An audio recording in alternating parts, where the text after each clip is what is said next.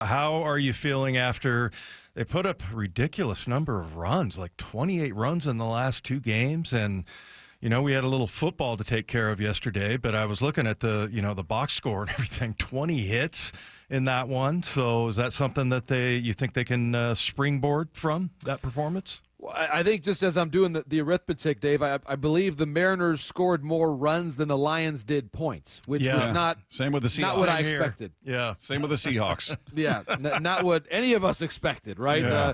But I think I'll say this, that when you look at the Mariner lineup, we have talked before about how frustrating they can be at times to watch, and that is not exactly breaking news for Mariner fans listening to us right now. Yeah. And yet, when Julio and Eugenio Suarez are going at the same time, as bereft of offense as they can look when those guys are struggling, when they're clicking, it's like, this team is unbeatable. Yeah. And again, there's just a streaky element to this team. This and the last 2 days are your reward for dealing with all those games when you're throwing your slippers at the TV set during the course of the season. The last 2 days are your reward for that, because that is the positive side of how streaky they can be. You knew coming in that Suarez was a streaky hitter, and sure enough, the last couple days, it's clicked in the right way. And I think too, and I give credit to it sounds like the hitting coaches and the staff after the Friday loss maybe got together to listen. Let's find a way to just forget the technical stuff, forget the launch angle and the numbers behind it. Let's just play and have fun. I think Cal had a quote to that effect. I believe it was after the game yesterday. So I do think at some level there's only so much more video you can look at. It's September 8th. If you know how to hit, you know how to hit.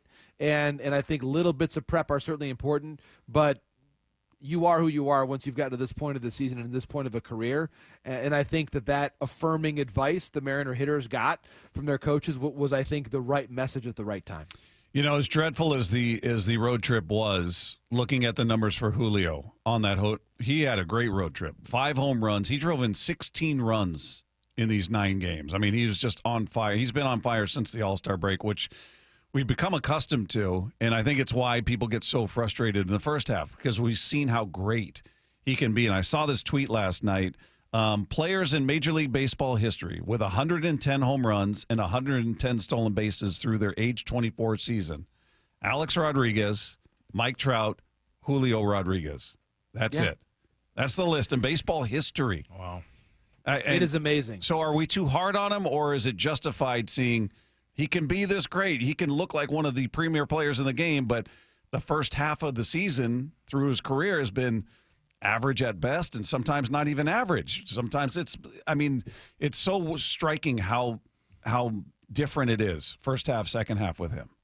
Both things can be true, Bob, in my view. Both things can be true. It can be true that he deserves a little more grace than he's maybe received from a lot of fans during his career. And it's also true that the standard ought to be very high. And I think it's an obvious point, but it bears mentioning here. If Julio is playing like this, like he's played in the second half, and Raleigh keeps playing at his MVP pace, and you look around the rest of the lineup and say, okay, if you get a home run, maybe a home run or two every series from Gino in the playoffs, and you start to project forward, this is the kind of team that can legitimately win a World Series. And I think fans that watch this team know that Cal is so consistent. Obviously, there's still some strikeouts in his game, and his average isn't 300, but he's still consistently who he is. Right. And that when Julio clicks in at this brilliant level, because to be honest, tools-wise, he can do things that really no one else on the team can do. When he's really rolling, just the defense, the athleticism, the base stealing, all those types of things, he's just a one-of-one player when he's really going. Mm-hmm. And lately he's been going. And so that, I think, is what it's that tantalizing potential. And it's so rare. And again, he's one of 3 players ever that have done it. At this stage, it's important to keep in mind how young he is. There have been a couple junctures in the season when we've been having these conversations where You look at Nolan McLean has been the big talk of baseball for the Mets. He just made his debut. He's basically the same age as Julio. Yeah. And he just debuted in the last 2 months, last 6 weeks, basically. So it's important to have that perspective that he is still a very young player. There's a reason why the Mariners signed him to that deal. That deal still has a really good chance to look like a very smart deal in the fullness of time. And I think that we're now going to get a chance, probably, as long as the Mariners finish this off, to see him now in a second postseason where I think he'll be a little more comfortable. And he's got that Carlos Correa type vibe from him to where Correa said, okay, this is my time. I want to be in the postseason. I think if you give Julio enough chances, he's got an opportunity to have one of those kinds of Octobers. And so I think that in that way, as frustrating as this team can be to watch sometimes, the last couple days were magic. And if Julio keeps playing like this, and to your point, it's not a small sample size. He's been playing like this for a while. Yeah. If this sustains itself and Cal keeps being Cal, and I think one of the most important things of the whole weekend was the way that Castillo pitched yesterday. Yeah. If he can keep that, he to me is the swing guy in this rotation. If he's good, this team is going to the playoffs. I say that with very high degree of certainty. If he keeps throwing starts out like he did yesterday, they will make it because you're sure enough about what the guy's going to do that's going tonight. And if you add Castillo to that mix and feel really confident about him, it changes everything about what you expect from this rotation. That makes me very nervous for Castillo's next start. I'm just telling you what I'm seeing, Dave. That's what I'm seeing. I mean, there's a lot that rides on him. Now, yeah. and to be fair, the other thing that is in play here, and you talk about, I mean, it's tight. It's closer than you would expect or want to be right now. But you do have a 2-game lead over the Rangers in the loss column, and you also have the tiebreaker. So from that perspective, the Mariners would much rather be themselves than be the Rangers right now in terms of the way the standings play. Yes, the Rangers are the hotter team. They've won 7 of 10, but both the standings and the tiebreaker still favor Seattle. So in this topsy-turvy run of theirs, there is still, I think, a lot to feel good about. Well, and then, some of these games, especially on this road trip, have made you just feel terrible about their chances, but they don't seem to have moved, anywhere. Right. I mean, they're still 2.5 games back from the Astros, and I don't know, as bad as it feels, I feel pretty good about that one, especially. And it seems like the other teams that are chasing him in the wild card race are kind of staying the same spot as well. So at least the rest of the baseball world is cooperating. But how likely do you think it is of, what direction do you think the Astros are going in right now? See, that's a great question. I was there last week. I saw them play in person, and that wild win they had over the Yankees, they are, I think, in a similar way to the Mariners. They see the finish line in front of them, but they're kind of stumbling their way there. It's like it's a matter of, can you keep your feet about you just long enough to cross the line and still be upright when you do it? Yeah. And I think that's where they're at. Their bullpen obviously is not what it has been.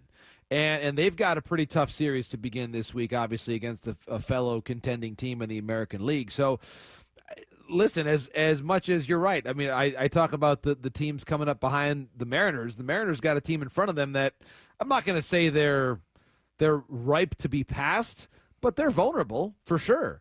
And their rotation, I think, is just good enough that I think they'll be able to still secure the top spot. And their lineup has gotten a lot better since Yordan Alvarez has come back. It's just a different team. But the point you made a moment ago about the teams behind the Mariners, and as sort of inconsistent as Seattle has been, it hasn't really cost them yet. You're exactly right, because this is the American League in 2025. Everybody's flawed. And as much as I was getting ready to say, oh, here come the Red Sox and all the excitement there with Chapman and how well he's done in the 9th inning, then they lose Roman Anthony for a while.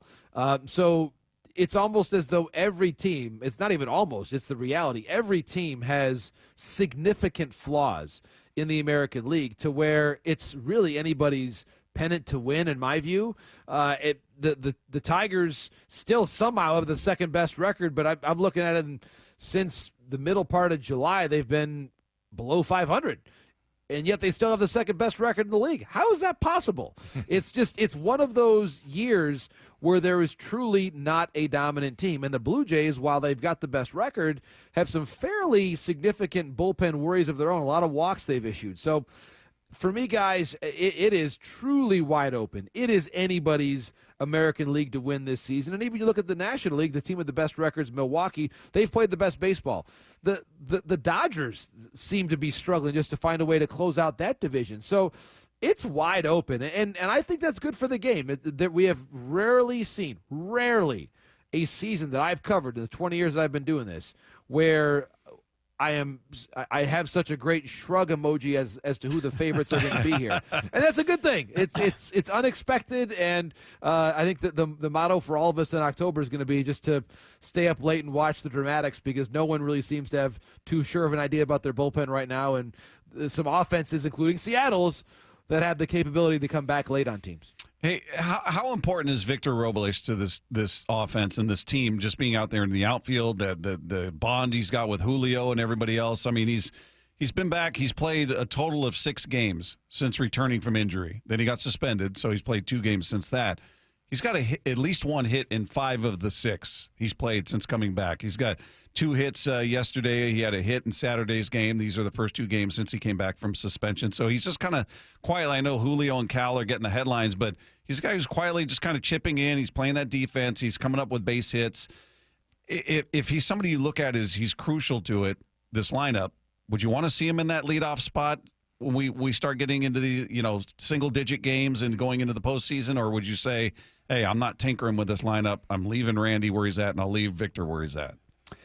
I'd consider it in the right circumstance. I do think Arozarena, because of his ability to drive in runs, and again, he hasn't always had the best runners in scoring position average in the course of his career, but he is such a threat that I do like the idea of him hitting with men on base. If you could find a way, maybe you hit him in a certain spot. But I also think too that Suarez's at-bats and Arozarena's at-bats can sometimes feel a little bit similar, right? Yeah. In terms of just the power and the right-handed approach and kind of probably not going to walk, a dangerous bat, but not always the longest plate appearance, right? And so I think if that's the case, you might run yourself into, if they're hitting back-to-back or close to each other, you might run into some 5 or 6 pitch innings, which you do not want. I almost think having a Rosarena where he's at, and then Gino in the middle, and then you've got towards the bottom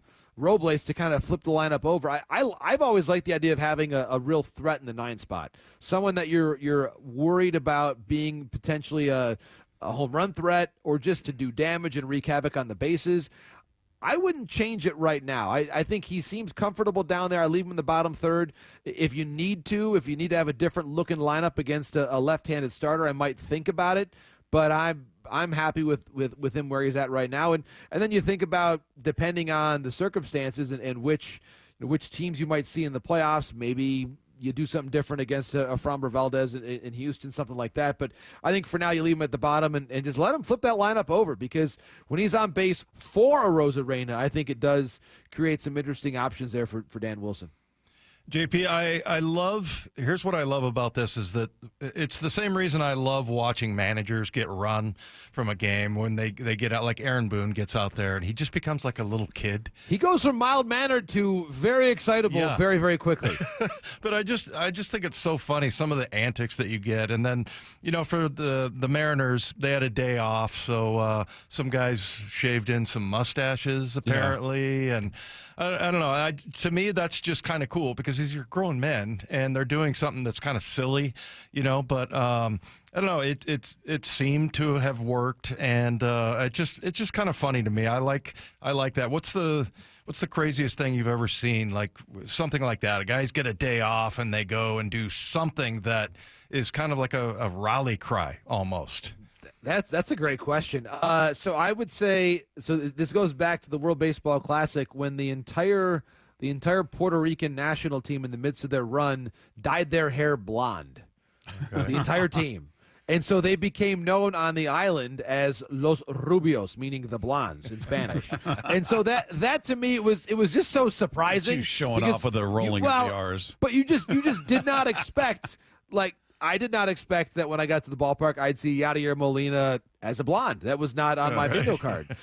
Or Francisco Lindor, the entire group. So that was probably, in terms of an off day. But remember, we were having this conversation last week on the off day.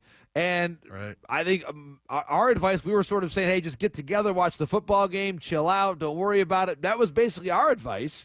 And obviously they said, no, Morosi, your idea is lame. We're gonna have mustaches, which is, I think, as a team bonding thing, I like it because I think they realized, and in baseball, it's a long year. It's a long year. You've got to find a way, I think, to change it up a little bit. Actually, I'll tell you this too, in terms of a team that turned it all the way around. St. Louis Blues, on the year they won the Stanley Cup 2019, a bunch of their Blues players, they had the worst record in the NHL at the time, and they went to a bar in Philadelphia, and the bar was playing the song "Gloria" by Laura Branigan, and they just said, okay, we like this song. And then it became their song. You know, ba ba ba ba ba ba ba da da ba da da. That one, that Gloria. And so not the Van Morrison Gloria, which I made the mistake of singing at a family reunion. Yeah. Right. I made the mistake. My cousin at a family reunion said, "Hey, does anybody here know how to sing Gloria by Van Morrison?" I was like, I could do it if you need me to. So against my better judgment, there might be a video, my friends, of me singing Van Morrison's Gloria. I will not be sharing it with you, but it may exist somewhere. Did you have a mustache at the time? No mustache. Okay. I maybe at some point I'll grow the playoff beard. How about that? Perfect. John, we appreciate you, man. Always a fun conversation. Have a great rest of your week, and we look forward to the conversation next week. All the best. The pennant race is, my friend, a great time of year. Thanks for the conversations. Appreciate it, guys. JP. There he is, Jon Morosi.